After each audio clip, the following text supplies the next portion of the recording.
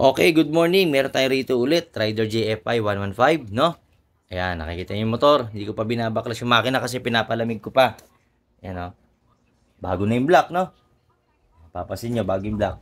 Ang issue raw nito is yun sa clutch side. Ito, ayan, nakikita nyo, bago din, no? Ayan. Ayan, bago pa yung gasket. Last, ano lang to, sir? November? Na overhaul? November siya na overhaul. November to na overhaul. O, yan. Di ko papakita yung mukha ni sir, no? For ano lang. Ang clutch side last bago mag New Year. Okay, bago mag New Year. Lahat 'yan pinapalitan ko ng SGP talaga. Na clutch assembly. Clutch assembly lahat. Okay. Tapos, anong nangyari?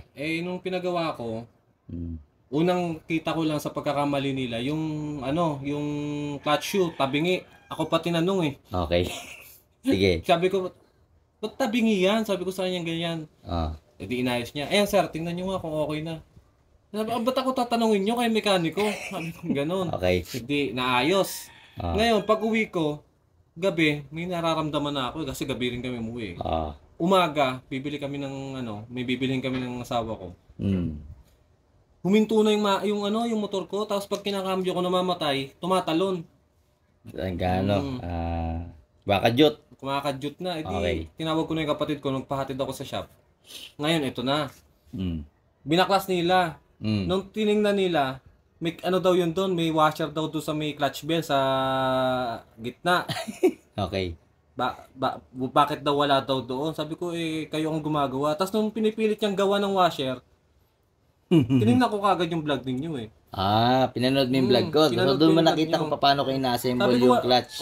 Sabi ko, walang washer yan dyan sa loob. Sabi ko sa kanya ganyan. Hindi, sabi ganoon, meron. Hindi na ako nakipagtalo. Okay. Ngayon, doon ako nagalit nung tinatabasan na yung clutch bell ko doon sa dulo. Okay, sabi ko, sir, bakit nyo tatabasan yan? Bago yan. Sabi ko ganun. SGP, bago, brand new yan. Okay. Sabi ko, hindi ko basta-basta binibili yan ng ano. Sabi ko, pera din ng ano yan. Hindi basta-basta kako yan. Sabi ko, ano mahal ang mga pyesa niyan? Sabi niya, hindi. Bakit? Tinanong pa ako kung mekaniko daw ako. Sabi ko, tapos? sabi ko, hindi ako mekaniko. Kung mekaniko ako, gagawa yun eh. Kaso ang ginagawa nyo kasi mali. Okay. Mali yung ano. So may idea ka. Kasi based dun sa vlog ko, na napanood mo, nagka-idea ka dun sa pagka-assembly ng clutch. Okay, sige. Tapos, hindi talaga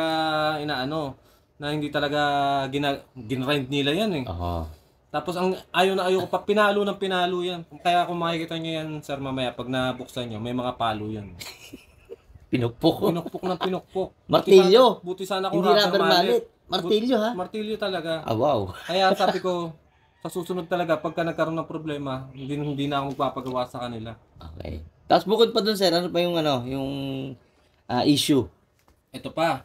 Ito kasi naputol to eh. Alin. Ito naputol yung yung stud. Yung stud bolt sa may cylinder cover. Ngayon, pinabaklas ko sa kanila kung kaya nila. Kaya daw. Nung natanggal nila, nagulat ako ba't may biak? May crack. May crack na doon sa ano. Ay, sabi ko pa, sablay na ako yung ginagawa ng mga mekaniko dito eh.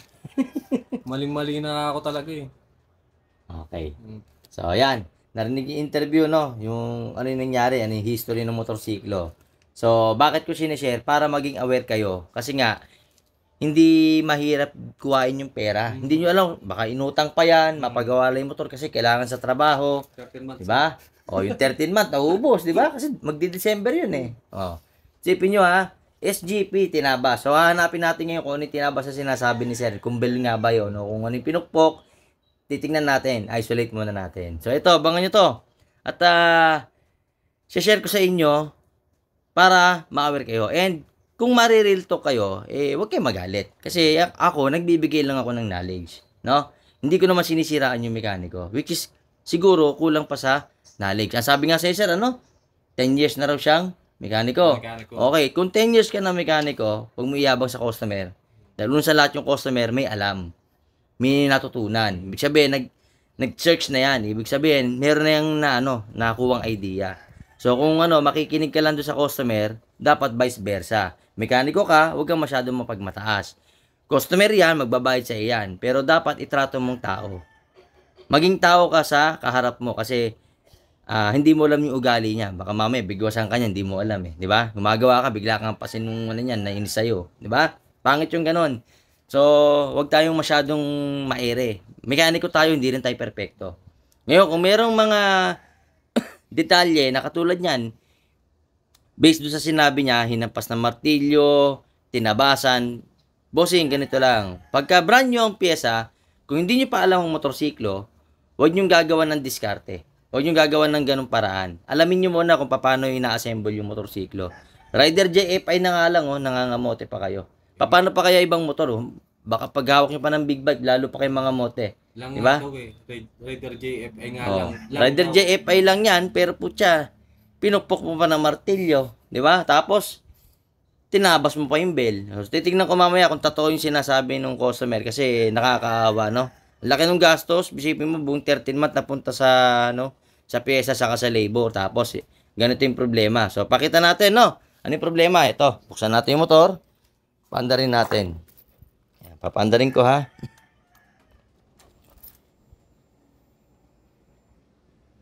Yan, papandarin natin, start natin. Para marinig nyo lang.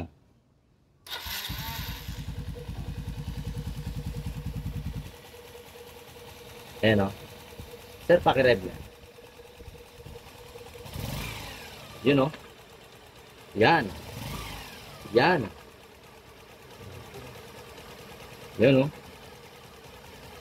Okay. So, yun. Naririnig nyo. Umuhuni.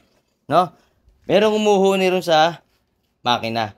So, alamin natin kung ano yun. Kasi sabi niya nga, sir, yun na lang din yung problema, yung clutch side, no? The rest is okay naman na. So, yan, abangan nyo, bubuksan ko muna tong clutch side niya, titingnan natin kung ano yung problema ng motorsiklo niya, no? Rider JFI lang yan, ha? Rider JFI. Nilalang lang nyo lang, pero hindi nyo alam gano'ng kaselan tong makina nito. Okay, abangan nyo to, JJ Humble Works. Bubuksan muna natin tong clutch side niya.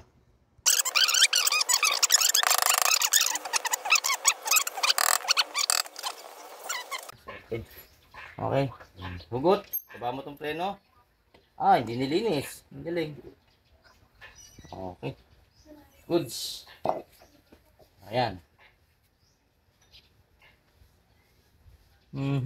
Okay, good naman. Ayan. Buksan natin, no? Okay. Yung mga teka, hindi nilinis yung makina, ha? Ayan. Kulay, ano pa? Choco brown. Tanggalin natin yung natin ko yung tinabas dito. Uy, baliktad ang kabit na tornilyo. Ayan ha. Lapit mo sir. Tinaming kabit ng tornilyo. Sablay ha. Paano kung nasabing sablay? Babakasin natin. Dito rin masablay Tinan niyo yung tornilyo ha. Ayan. Kung paano kinabit dun sa pinagpagawan niya. Pakita natin. Ito yung side. Ito dapat yung nasa ibabaw. Ayan Patay. ito yung nasa ilalim, yung papunta doon, di ba? Ito yung papunta ron, ito yung nasa ibabaw. Pansin niyo lahat ng vlog ko ha. Yun baliktad. Close up mo sir. Ayan. Yun baliktad Di ba? Kitang-kita yung tornilyo, baliktad. Ito yung proper way pag ganyan Yan ha. Okay, baliktad. So dito tama naman tayo dito sa washer saka dun sa pinaka spacer, no? Tama naman dito. Okay, check natin. Tanggalin natin yung bagong-bagong ha. Baliktad din to. Wawa Baliktad din. Paano ko sabing baliktad? Ayan. Ayun Ganito po yan. Pag ganyan po ang kabit, hindi pa ganon ha. Sablay na kagad. Dalawa na yung mali, no? Hindi ganyan, ganito. Yan ang tama niyan ha. Okay? Ganito, hindi ganyan. Baliktad yan ha. Pag ganyan na nakita nyo, baliktad. Dapat pag ganito. Yun ang tamang assembly. Yan. Pag ganyan ha. Okay? Yan ang tama. Ayan. Mali na kagad. Okay. Yan tinan nyo nangyari sa thread. Muntik na. Buti okay pa siya. Next dito sa clutch side. Baliktad nga. Ayan dapat pag ganyan. Nakita nyo? Pagkakaiba. Ayan. Tinan nyo ha. Tinan nyo yung forma ng tornilyo. May kurba. Ito. Flat. Diretso. Ibig sabihin, papasok. Ito, nasa outer, no? Nasa labas. O, yan yung pagkakaiba, ha? So, tingnan nyo maigi pag mga gumagawa ng motor, ha?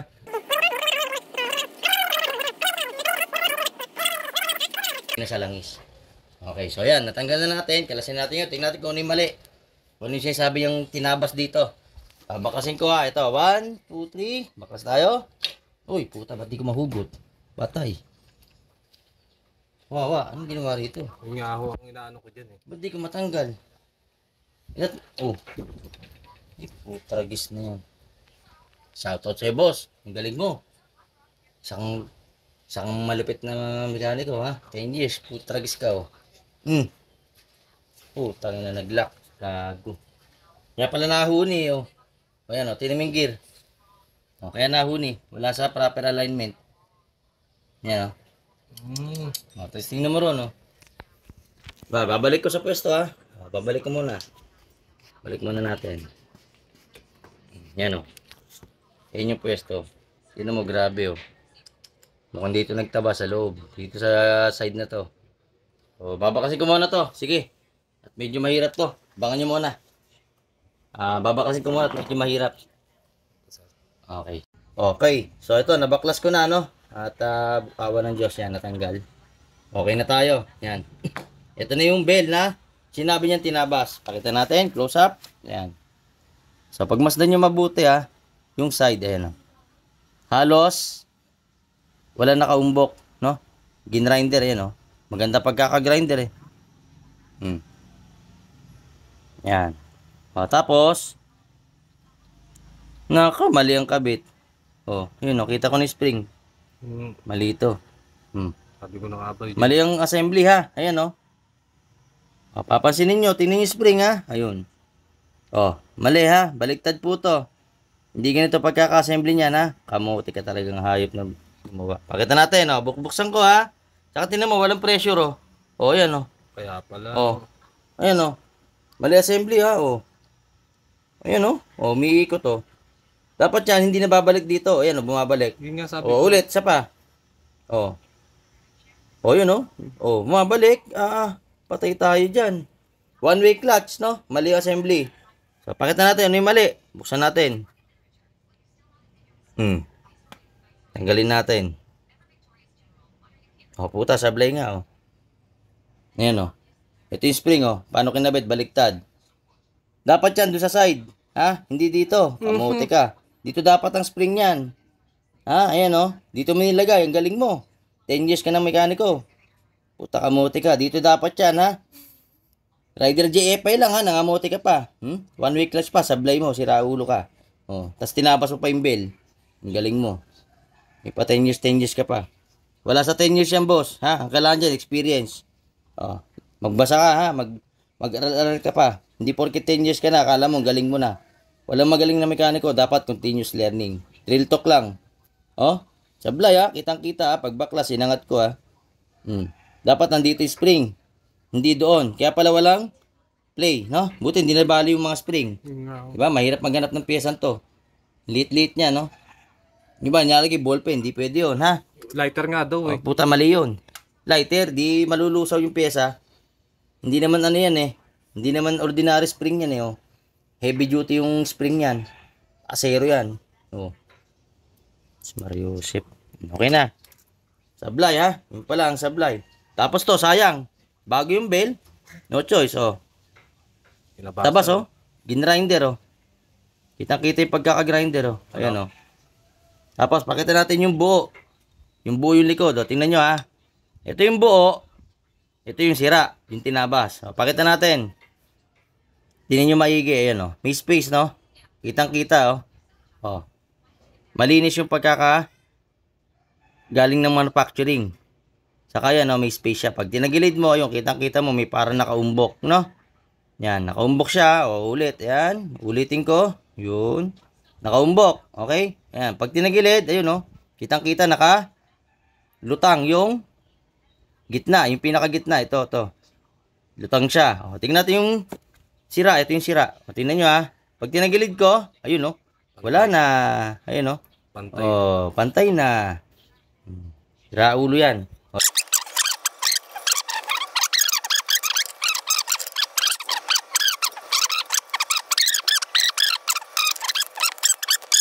Grabe eh.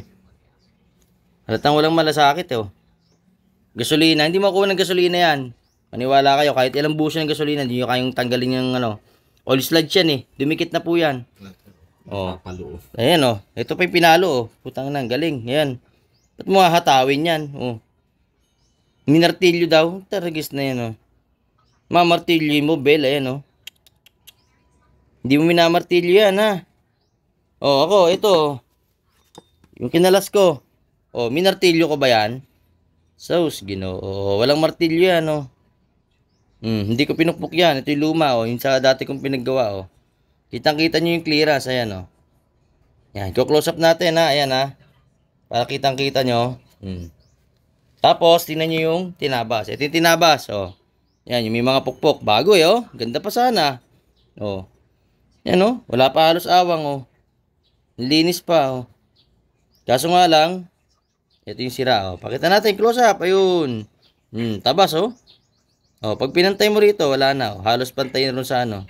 Millimeter lang, eh. Kitang-kita yung tabas, oh. Hindi magpantay yung bakal, oh.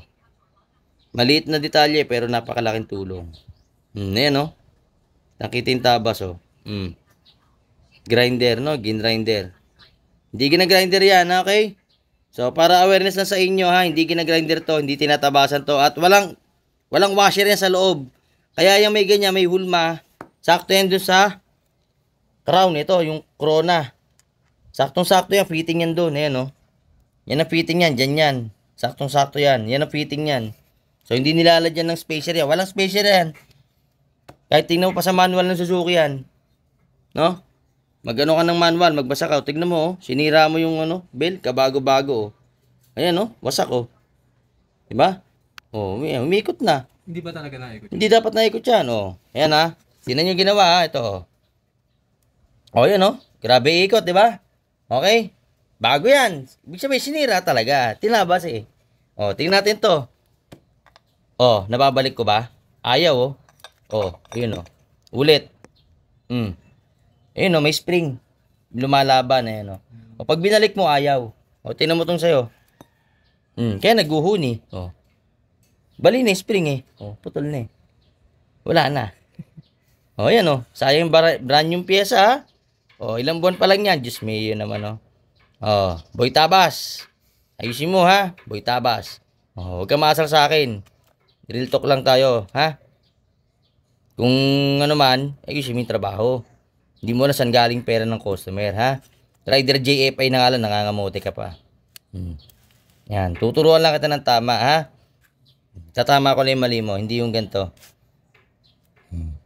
Tiga saan kayo, sir? Gentry. Oh, Gentry. Cavite, ha? Gentrias. Oh, Gentry. Yan, oh. Laki ng ikot, oh. Wasak talaga yan. Huhuni talaga yan. Walang naikot yan dito. Oh, tingnan natin, yan, oh. Comparison. Yan, pagtabihin natin, oh. Tingnan natin sa, ano yung camera, adjust ko. Yan, okay. So, ito yung kanya. Yan, gumagalaw, no? Ito yung sa, ano ko, yung mga piyesa ko rito, yung mga iniiwan na, oh. Tingnan nyo. Di ba? Oh. Kusang bumabalik. Ayun, oh. Yun, oh. Yan, may play, oh. Di ba? Meron. Oh, saka hindi mo mapipihit ng todo. Kasi nga, lalaban yan, oh. Try mo, sir. Ikaw mag-ikot. Waka mo, oh. Oh, sige. Ito yung kabila. Tingnan mo kung maikot mo. Oh, ayaw. Pabalik yung ikot. Ayaw. Oh, naglalak. Oh, yan dapat ang tsura ng bell. Ha? Kasi yun ang purpose ni Suzuki. Para hindi yung maghuhuni. Kaya nahuni sa'yo. Pag nabirit na, parang sumisipol. Oh, yun yun. Nasira to. Kasi nga, tinabas eh. Bukod sa tinabas, puta nasira. Tapos mali yung assembly ng one-way clutch. Okay, mamaya papakita ko sa inyo tama ha. Ito, nakakailang ulit na ako ng vlog. Puta, ragis na yung clutch side lang. Nangangamuti kayo. Okay, sir. Sige, babakasan to. Tignan natin to. Para makakita ko na rin kung may mali rito. Mamaya, mali rin assembly rito sa, ano, sa clutch side. Ayan, baklas tayo ha. Digis.